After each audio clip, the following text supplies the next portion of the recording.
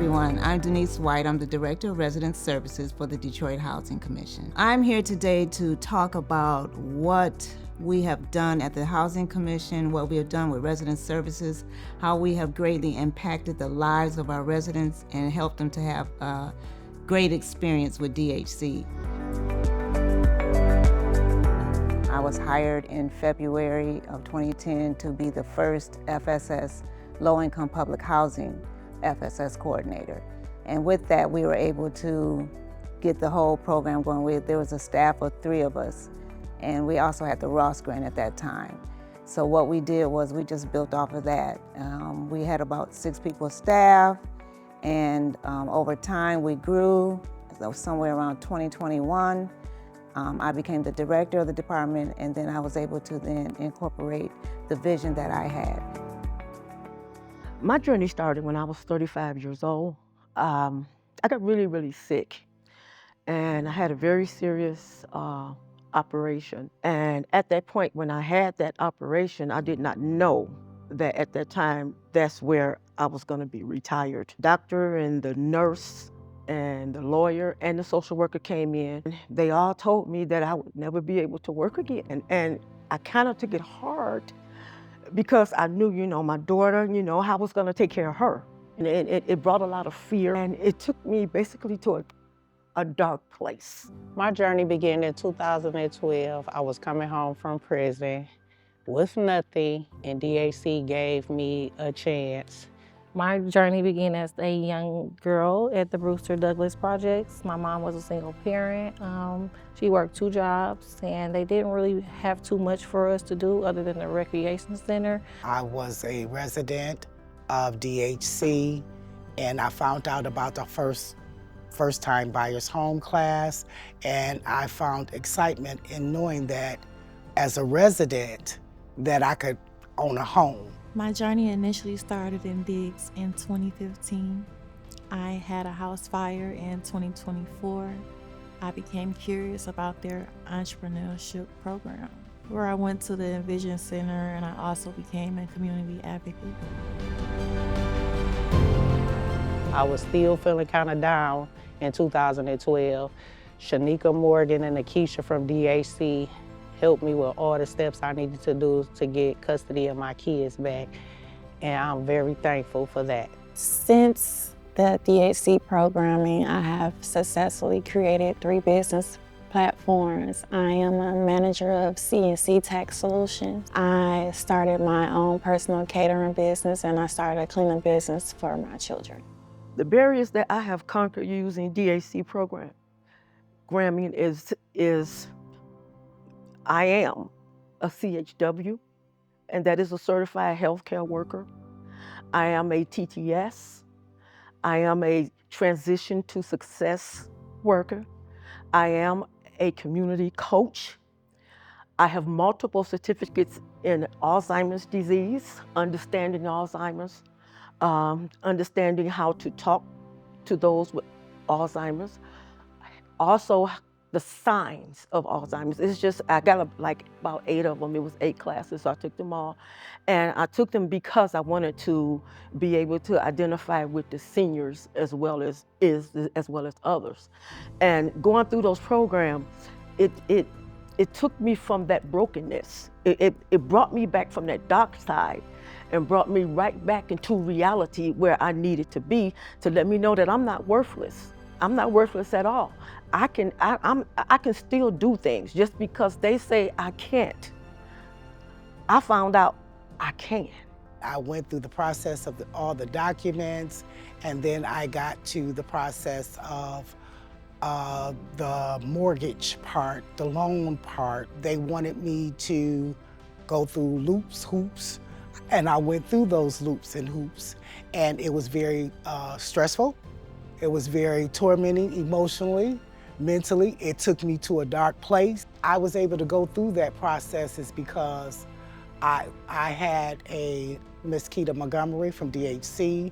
She helped me. She was my faith. When I didn't have faith, she brought me back to the place that was faith that was in me. I have conquered many barriers. I am now an employee full-time with the Detroit Housing Commission. I have gained my LLC and I am a small business owner, and I'm on my way to become a Section 3 business. My son as well was in the Youth Build program, and he graduated to become certified in carpentry, as well as getting his skill trades and many more certifications, and now he's on his way to become a Section 3 owner as well. Youth Build program is a program for 18 to 24-year-olds that helps them get their GED as well as a pathway to employment, whether that being through one of our maintenance tech programs, our construction, or our phlebotomy and culinary programs. It allows them to get certified in those fields, and it helps them receive employment through direct placements from our Youth Build team and resident services. I've been able to get my GED. I've been also working towards getting a business started. I'm also in the FSS program. I have money in my escrow, and none of this would have been possible without the help of DAC. I'm feeling more empowered, more motivated, more self-disciplined. I know what I want and what I don't want, places I want to go, things I want to see. I see a bigger world, more opportunities. Having my own home, I can do whatever I want to do in there. I don't have to worry about, you gotta lower the noise down. I don't have to worry about be quiet or living up under somebody. I can get up, I can eat, I can sleep, I can do whatever that I choose to do, and it's for me being a priority.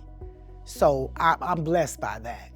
This is not an easy job. Helping people change their mindset, helping people that have been living in poverty for so long, how do we motivate them to want more? Because the grants don't make them. They don't have to participate in any of the program services that we offer.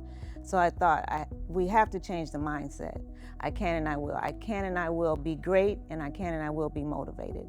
And it caught on fire. My life has changed with DHC. I've been through the Project Clean Slate program February the 18th. I got 6 felonies took off my record and 5 high misdemeanors. I've also got my driving privileges back. I'm out of registration denial, and I'm moving forward and working with DHC to better myself. Detroit Housing has been a blessing in my life. And I tell everybody who have a negative feeling about DHC, I tell them, you know what? You need to trust them and see what they have to offer before you decide that you don't like it, because they have been a blessing in my life. We gave people opportunities to have career paths, different opportunities that they could decide, okay, I can and I will become a homeowner. I can and I will get a skilled trade. I can and I will move up out of public housing and become a homeowner and create generational wealth for my family members. In 2026, I'm looking forward to elevating. I'm looking forward to working with more individuals. I'm looking forward to more partnerships. I'm looking forward to seeing what the city has to offer and showing the city what I have to offer for them. I'm looking forward to being a business owner, getting my business up and running off the ground, being a home owner, and continuing to work with the supportive staff that have motivated me and encouraged me and gave me faith along this journey, which is Delano Bridges, Terrence Watson, Julia Fearon, and Denise White. 2026, I'm looking forward to being better. I'm looking forward to get deeper into my entrepreneurship. I'm looking forward to be able to be that person to encourage others as well as I'm taking my journey. In 2026, I'm looking forward to enrolling upwards of 70 people into our grant. I'm looking to increase our graduation rates as well as our employment rates from the participants that have completed the program. I would say thank you. I would say that these programs help people like me who is in need of confidence, growth, encouragement, and positive people and groups.